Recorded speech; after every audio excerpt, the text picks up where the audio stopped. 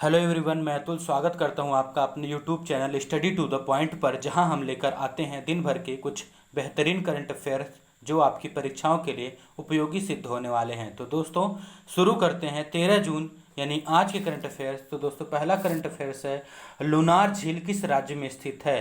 तो दोस्तों इसका सही उत्तर है महाराष्ट्र। अब ये चर्चा में क्यों आ गया है दोस्तों? तो चर्चा में इसलिए आया है क्योंकि आप यहाँ पर देख रहे हैं इसका जो पानी है वो हल्के गुलाबी कलर का हो गया है।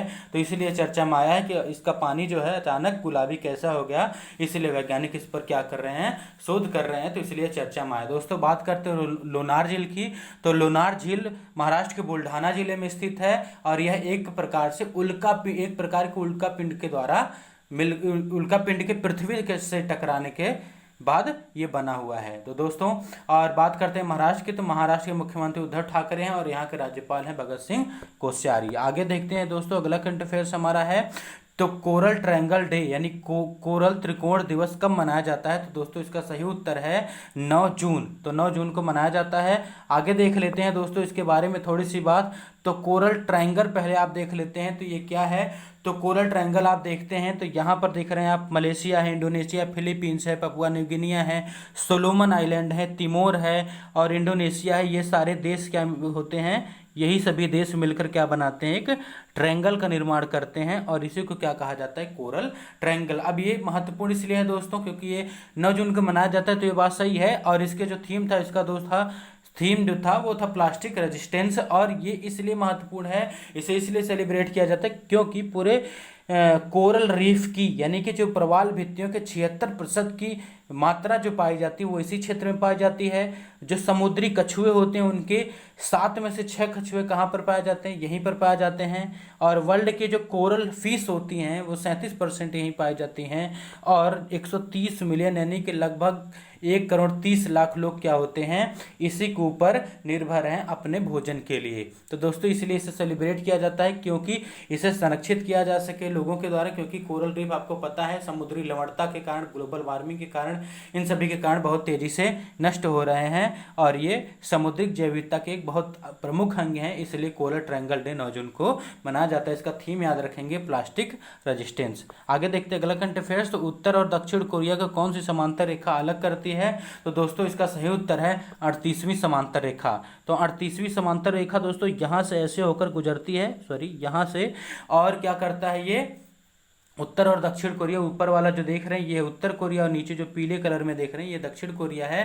तो यहाँ से एक अक्षांश रेखा लगभग एकदम एग्जैक्ट नहीं लेकिन इन्हीं के बीच से ही होकर गुजरती है और इसलिए कहते हैं 38वीं समांतर रेखा उत्तर और दक्षिण कोरिया को अलग करती है। अब ये चर्चा में इसलिए है क्योंकि उत्तर कोरिया ने फिर से दक्षिण कोरिया को अपना दुश्मन बता दिया है और उसने कहा है कि दक्षिण कोरिया हमारा दुश्मन है। और पिछले ही कुछ दिनों पहले वहां पर गलती से गोलाबारी हो गई थी जिसे दोनों दिनों ने सॉर्ट आउट कर लिया था। और अब क्या कर रहा है उत्तर कोरिया कि फिर से कि दक्षिण कोरिया हमारा दुश्मन है। और दोनों की मुद्रा क्या है, वान है। और इसकी राजधानी उत्तर कोरिया की है प्योंगयांग और दक्षिण कोरिया की राजधानी का नाम क्या है दोस्तों, सियोल है। और ये कोरियन पेनिनसुला में स्थित दोनों देश हैं। 49वीं समांतर रेखा भारत, अमेरिका और कनाडा को अलग करने वाली समांतर रेखा को कहते हैं।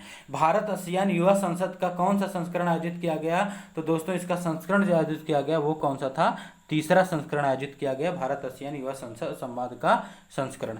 आप देखते हैं आसियान के बारे में दोस्तों। तो आसियान क्या है, association of south east Asian nation यानी कि दक्षिण पूर्वी देशों का एक क्या है, संगठन है जिसकी स्थापना 8 अगस्त 1947 को की गई थी। इसका मुख्यालय इंडोनेशिया जकार्ता में है। और इसके आदर्श वाक्य की बात करें तो एक दृष्टि, एक पहचान और एक समुदाय इसका क्या है, आदर्श वाक्य है। इसके 10 सदस्य देशों की बात करें तो ये थाईलैंड है, म्यांमार है, लाओस है, Vietnam, Philippines, Brunei, Indonesia, Malaysia, Cambodia और सिंगापुर जो दोस्तों हैं इसके सदस्य देश हैं। भारत, चीन, दक्षिण कोरिया, जापान ये सभी क्या है इसके पर्यवेक्षक, और ऑस्ट्रेलिया पर्यवेक्षक देश हैं। तो दोस्तों आगे बढ़ते हैं। World day against child labour कब मनाया जाता है, यानी कि बाल मजदूरी के प्रति खिलाफ एक दिवस मनाया जाता है, जो कब मनाया जाता है? तो दोस्तों ये मनाया जाता है 12 जून को। अब यहाँ पर दोस्तों बात करते हैं आगे। तो ये मनाता कौन है? तो इसे मनाने का जो काम करता है इंटरनेशनल लेबर ऑर्गेनाइजेशन मनाता है और इसका मुख्यालय कहाँ पर है, जेनेवा में है। और इसके मुखिया कौन है, गाय राइडर इसके मुखिया हैं जो ब्रिटेन से आते हैं। अब इसकी थीम क्या थी इस साल के लिए? तो कोविड-19 protect children from child labour. इसकी क्या है, थीम है, और इसका विषय था नाउ मोर देन एवर। ये थीम थी कि यहाँ पर बाल मजदूरी को रोकने के लिए यह दिवस मनाया जाता है दोस्तों। तो ये कौन मनाता है, ILO यानी इंटरनेशनल लेबर ऑर्गेनाइजेशन। इसका मुख्यालय जिनेवा में है। आगे देखते हैं, तो पियरे नरवुनजीजा का हाल ही में निधन हो गया। वे किस देश के राष्ट्रपति थे, तो ये दोस्तों राष्ट्रपति किस देश के थे, ये राष्ट्रपति थे बुरुंडी के। अब बुरुंडी के राष्ट्रपति थे दोस्तों, तो ये आपको पता होना चाहिए कि युगांडा, तंजानिया, रवांडा और बुरुंडी क्या है, आसपास के ही देश हैं। तो यहाँ पर देश दोस्तों, अगर हम बुरुंडी की बात करें तो बुरुंडी की राजधानी जो होती है वो बुजुम्बुरा है, और यहाँ की मुद्रा जो है दोस्तों, वो मुद्रा चलती यहाँ पर शिलिंग। और दोस्तों आगे देखते हैं, तो ये इनका जो कार्यकाल था वो सितंबर में समाप्त होने वाला था। ये स्वतः घोषणा कर चुके थे कि अपना पद छोड़ देंगे, लेकिन उसके पहले इनकी क्या होती है, मृत्यु हो गई है। आगे देखते हैं, पंचवटी योजना किस राज्य ने शुरू करी है। तो दोस्तों यहाँ फोटो में आप देख रहे हैं कि यहाँ पर 2 वृद्ध, एक महिला और एक पुरुष हैं। तो पंचवटी योजना वृद्धों से संबंधित है। इसे शुरू किसने किया है, हिमाचल प्रदेश ने शुरू किया है। ये क्या है, ग्रामीण क्षेत्रों में, ध्यान रहे दोस्तों, ग्रामीण क्षेत्रों में क्या है, पार्क और उद्यान वरिष्ठ नागरिकों के लिए बनाने की बात इस योजना में कही गई है। तो ग्रामीण क्षेत्र में उद्यान और पार्क बनाने का वरिष्ठ नागरिकों के लिए काम पंचवटी योजना के तहत किया जाएगा। और हिमाचल प्रदेश की बात करें तो यहाँ के मुख्यमंत्री जयराम ठाकुर हैं, और यहाँ के राज्यपाल की बात करें तो बंडारू दत्तात्रेय यहाँ के क्या हैं, राज्यपाल हैं। और यहाँ पर अगर हम नेशनल पार्क की बात करें तो great Himalaya national park, Pin valley national park, Inder Kila national park, Simbal Bara national park और खीर गंगा नेशनल पार्क यहाँ के क्या है, प्रमुख राष्ट्रीय उद्यान है। और हिम तेंदुआ यहाँ का दोस्तों क्या है, राजकीय पशु भी है। आगे देखते हैं दोस्तों अपना अगला करंट अफेयर्स। तो किसे ऑस्ट्रेलिया के सर्वोच्च नागरिक सम्मान ऑर्डर ऑफ ऑस्ट्रेलिया से सम्मानित किया जाएगा। तो वो दोस्तों जो है, फोटो में आप देख रहे हैं कि एक गायिका या संगीतकार हैं, उनका नाम क्या है दोस्तों, शोभा शेखर। तो शोभा शेखर को क्या किया जाएगा, ऑर्डर ऑफ ऑस्ट्रेलिया से सम्मानित किया जाएगा, जिन्होंने ऑस्ट्रेलिया में एक संस्था की स्थापना करी है जिसका नाम है कालकुर्ती, जो क्या करती है, संगीत की शिक्षा देती है। तो इसलिए इन्हें क्या किया जाएगा, सम्मानित किया जाएगा ऑर्डर ऑफ ऑस्ट्रेलिया से।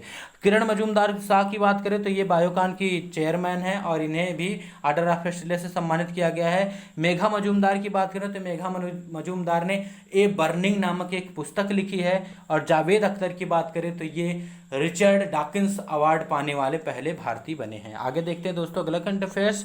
तो जगन्ना चुडुडू नामक योजना किस राज्य ने शुरू करी है। तो आप देख रहे हैं यहाँ पर फोटो में किस राज्य के मुख्यमंत्री हैं, तो ये जगन मोहन रेड्डी साहब हैं, और ये आंध्र प्रदेश के मुख्यमंत्री। तो आंध्र प्रदेश ने योजना शुरू करी है। इस योजना में क्या है दोस्तों, तो इस योजना में है कि जो डेली वेज पर काम करके पैसे कमाकर अपना पेट भरते थे, जैसे कि नाई हो गया, आपका धोबी हो गया, आपके कुछ ट्रैक्टर चलाने वाले हो गए, ये सभी लोग जो होते हैं ये क्या करते हैं, डेली पैसा कमाते हैं और डेली अपना घर चलाते हैं। तो उन्हीं लोगों के लिए जगन्ना चुडुडू योजना चलाएगी, जिनमें उन्हें कितने रुपए दिए जाएंगे, 10,000 रुपये इस लॉकडाउन के समय में इन्हें सहायता दी जाएगी इस योजना के तहत। तो आंध्र प्रदेश ने दिया है। आंध्र प्रदेश की बात करें तो आंध्र प्रदेश के मुख्यमंत्री जगन मोहन रेड्डी हैं, और यहाँ के राज्यपाल कौन है, विश्वभूषण हरिचंदन है। और आंध्र प्रदेश तो योजनाओं में महारथी, आंध्र प्रदेश और मध्य प्रदेश।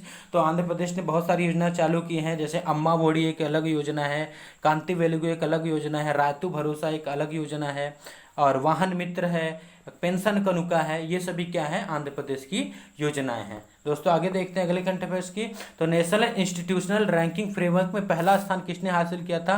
इसे हमने फिर कल कवर किया था, लेकिन हम फिर कवर कर रहे हैं क्योंकि हम थोड़ा सा डिटेल इसे और करेंगे। तो सबसे पहले देखते हैं, तो overall institution national institution ranking framework में जो आगे रहा है वो कौन रहा है, मद्रास है। और इसे जारी कौन करता है, तो हमारा मानव संसाधन विकास मंत्रालय जारी करता है, जिसके मंत्री कौन है, रमेश पोखरियाल निशंक हैं, जो हरिद्वार से सांसद भी हैं। आगे देखते हैं थोड़ी सी इसके बारे में बात। तो ये क्या होता है दोस्तों, यहाँ पर आप देख लें कि यहाँ पर दो लिस्ट आपके सामने है। एक लिस्ट क्या है, ओवरऑल रैंकिंग में जो टॉप 10 है, और यहाँ पर अपनी अपनी श्रेणी में जो सबसे आगे हैं उनकी बात हो रही है। तो इसे कुल मिलाकर कितनी श्रेणियों में जारी किया गया था, पहले तो 9 श्रेणियों में जारी किया जाता था, लेकिन अब इसे 10 श्रेणियों में जारी किया गया इस बार। और इसकी शुरुआत 2015 में की गई थी, और जो पहला जारी किया गया था वो 2016 में जारी किया गया था। तो ये कौन सा रिपोर्ट है, नेशनल इंस्टीट्यूशनल फ्रेमवर्क, तो ये 5वां रिपोर्ट है, ये भी ध्यान रखेंगे, ये 5वां रिपोर्ट है। और दोस्तों यहाँ पर देखते हैं आगे थोड़ी सी बात, तो यहाँ पर आगे क्या है कि अपनी अपनी श्रेणी में जिन्होंने आगे देखा है उसे पहले देख लेते हैं कि आईआईटी मद्रास तमिलनाडु पहले नंबर पर है, इंडियन इंस्टीट्यूट ऑफ साइंस यानी कर्नाटका बेंगलुरु में स्थित है वो दूसरे नंबर पर है, आईआईटी दिल्ली जो है वो क्या है तीसरे नंबर पर। ये ओवरऑल रैंकिंग आप यहाँ पर देख लें। आपको ये ध्यान रखना है कि उत्तर प्रदेश के कितने हैं, 2 हैं, और सर्वाधिक दिल्ली के भी कितने हैं, 2 हैं। तो ये आपको ध्यान रखना होगा। आपका बीएचयू जो है वो 10वें नंबर पे है, ये अभी आपको ध्यान रखना है। आगे देखते हैं अपनी अपनी श्रेणियों में जो आगे रहे हैं। तो इंजीनियरिंग और ओवरऑल रैंकिंग में जो सबसे आगे रहा वो आईआईटी मद्रास रहा। विश्वविद्यालय की रैंकिंग में जो सबसे आगे रहा वो है Indian institute of science Bengaluru रहा। मैनेजमेंट के क्षेत्र में जो सबसे आगे रहा वो है IIM यानी Indian institute of management Ahmedabad आगे रहा। और मेडिकल के क्षेत्र में एम्स दिल्ली रहा। और डेंटल कॉलेज इस बार इसे ही नया शामिल किया गया है, तो इसलिए 9 श्रेणियों में जारी किया जाता है, लेकिन एक 10वीं श्रेणी इस बार क्या जोड़ी गई है।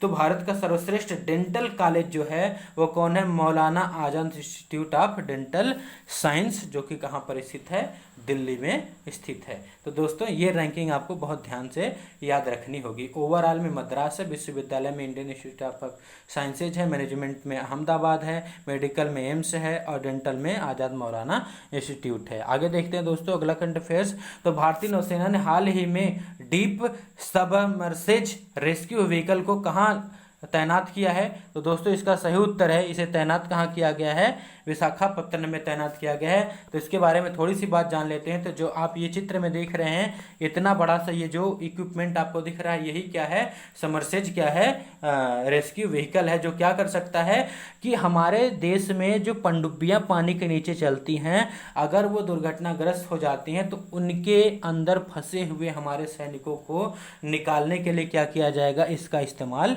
किया जाएगा। और दोस्तों ये क्या करती है, 100 से 300 मीटर अंदर जाकर क्या करती है, उस पनडुब्बी से ज़्यादा लोगों को, लगभग यहाँ पर कहा जाता है कि ये 16 लोगों को एक बार में बाहर निकाल सकती है।